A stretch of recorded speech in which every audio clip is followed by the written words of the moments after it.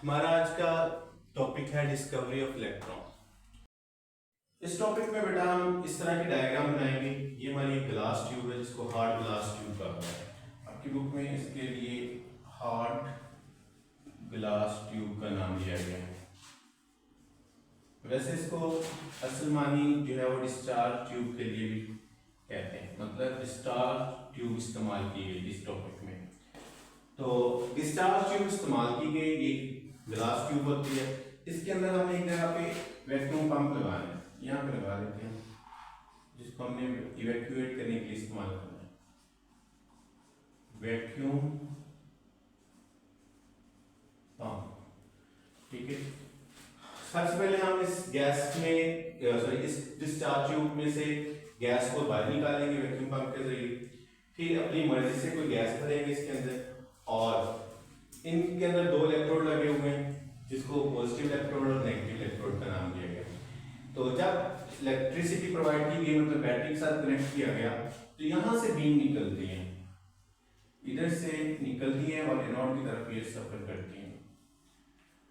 तो यहां से बीम्स निकलती हैं, कैथोड से निकल के एनोड की तरफ सफर करती हैं। इनको कैथोड रेज का नाम इसीलिए दिया गया क्योंकि ये कैथोड से निकलती थी। और यही रेज जब बेटा यहाँ पे डिस्चार्ज ट्यूब के साथ आकर टकराती हैं तो ग्लो पैदा करती हैं। ये वाली डायग्राम जो है कंपलसरी आपने इस टॉपिक के अंदर इसको बनाना भी है। तो आपकी बुक में थोड़ी सी डिफरेंट डायग्राम दी गई है, जो पहली बुक्स होती थी उसके अंदर इस तरह के डायग्राम, ये भी वैलिड, आप इसको इसी तरह के बनाए तो इसमें कोई परेशानी वाली बात नहीं है।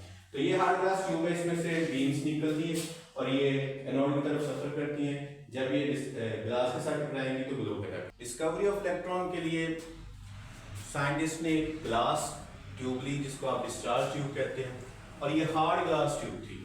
इसके अंदर दो इलेक्ट्रोड लगाए गए जिनको मेटेलिक इलेक्ट्रोड कहा जाता है, और इन मेटेलिक इलेक्ट्रोड को हमने बैटरी के साथ कनेक्ट करना होता है। तो इसके अंदर एक वैक्यूम पंप लगाया गया।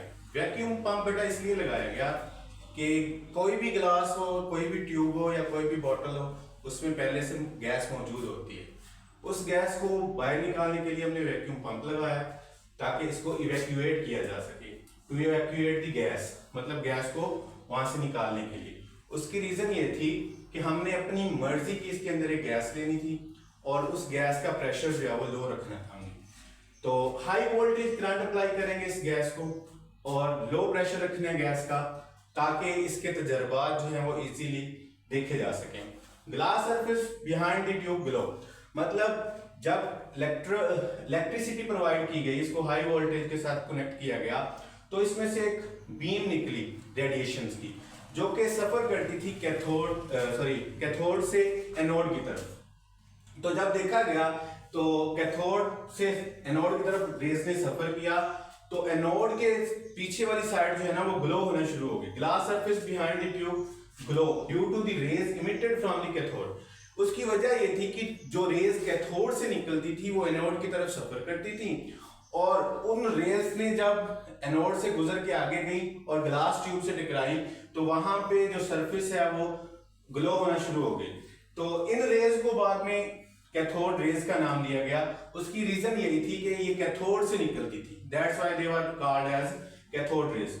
1897 के अंदर Britain physicist Joseph Johan studied the properties, उसने इन रेज की प्रॉपर्टीज को पढ़ने की कोशिश की और इसके ऊपर एक्सपेरिमेंट किए और पता चलाना चाहा कि मतलब ये रेज जो है इसके ऊपर कौन सा चार्ज है। तो उसने इलेक्ट्रोड इस्तेमाल किए, दो इलेक्ट्रिक फील्ड बनाया, एक साइड पे पॉजिटिव प्लेट ली, एक साइड पे नेगेटिव प्लेट ली। तो हम यूं भी कह सकते हैं कि positive positive positive, negative negative negative negative, इस तरह का एक फील्ड बनाया। एक साइड पे पॉजिटिव प्लेट्स लगा दी, एक साइड पे नेगेटिव प्लेट्स लगा दी। तो जब इन रेज को इस रास्ते में से गुजारने की कोशिश की गई, तो ये रेज जो है वो पॉजिटिव प्लेट की जानिब झुक गई, मतलब इधर से गुजारेंगे ना तो ये पॉजिटिव प्लेट की तरफ जाके झुकती थी। ये झुकाव जाहिर करता था कि इनके ऊपर जो है वो नेगेटिव चार्ज है।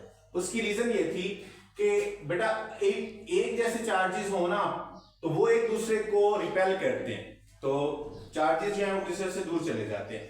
और इसी तरह मुखालिफ सिमत वाले चार्जेस हो प्लस या माइनस, तो ये एक दूसरे को अट्रैक्ट करते हैं। लेकिन जब हम इन रेज को गुजारेंगे तो अगर इनके ऊपर नेगेटिव चार्ज है तो ये पॉजिटिव प्लेट की तरफ झुकाव जाहिर करेंगे, और अगर ये प्लेट्स जो है मतलब ये रेज जो है इनके ऊपर पॉजिटिव चार्ज होता है तो ये नेगेटिव प्लेट की तरफ चली जाती।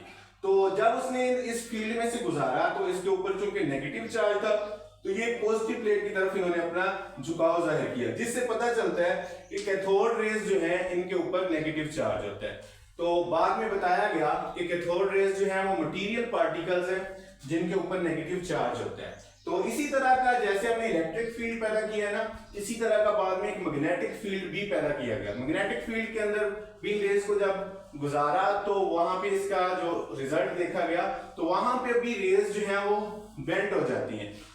कोई भी चीज हो मतलब जो रेज होती है ना इन्होंने सीधा ट्रेवल करना होता है, खत मुस्तकीम हम उसको उर्दू में बोलते हैं, स्ट्रेट फॉरवर्ड मतलब सीधी सीधी सफर करती हैं।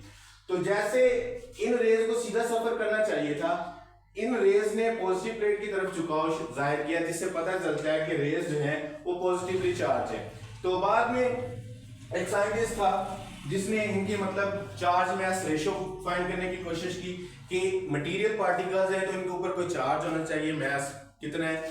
तो चार्ज मैस रेशियो जिसको हम E/m वैल्यू भी बोलते हैं, E/m वैल्यू मतलब पता चले कि कितने मैस के ऊपर कितना चार्ज होता है। तो जब इनकी E/m वैल्यू फाइंड की गई तो वो इलेक्ट्रॉन के इक्वल थी। तो इसको कहा गया कि इलेक्ट्रॉन जो है ये फंडामेंटल पार्टिकल्स है, इलेक्ट्रॉन जो है फंडामेंटल पार्टिकल्स हैं किसी भी एटम के। तो एटम जो है उसके अंदर इलेक्ट्रॉन जो है वो लाजमी होंगे, इलेक्ट्रॉन्स के बगैर जो है वो एलिमेंट्स एग्जिस्ट नहीं करेंगे।